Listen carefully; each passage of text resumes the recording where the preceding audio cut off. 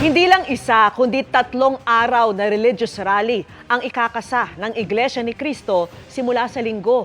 Tuloy naman ang mga kilos kontra katiwalian ng ibang grupo para igiit na panagutin ang mga sangkot sa maanumalyang flood control projects. Nakatutok si Oscar Oida.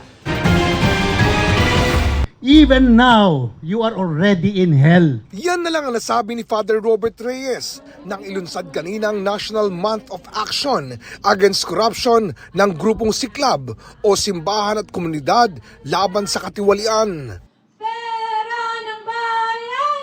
Ibalik na yan! Mariing panawagan nila sa gobyerno panagutin ang mga opisyal na sangkot sa anilay pinakamalaking pandarambong sa kasaysayan ng Pilipinas. Preventive suspension man lang sila habang dumadaan sa due process. Pag ang manggagawa, kinakasuhan, suspendido muna siya. Hindi siya nakakapasok, hindi siya kumikita. Hinihiling din nila ang pagbubukas sa publiko ng mga pagdinig ng ICI, kabilang ang live streaming at paglahok ng civil society groups upang masiguro ang transparency sa investigasyon. Dapat din daw maipasa ang mga batas laban sa korupsyon gaya ng Freedom of Information Act, Anti-Political Dynasty Law at Open Infra Bill.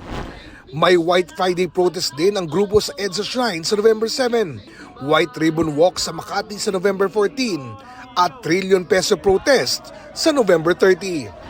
Ang Iglesia ni Cristo naman magsasagawa ng religious rally sa Rizal Park sa Maynila mula November 16 hanggang November 18. Inaasahang dadaluhan niya ng mahigit 300,000 individual ayon sa PNP.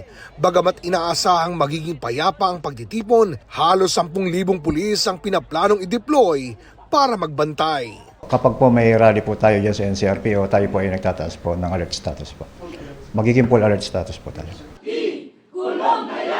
Para sa GMA Integrated News, Oscar Oida, nakatutok 24 oras.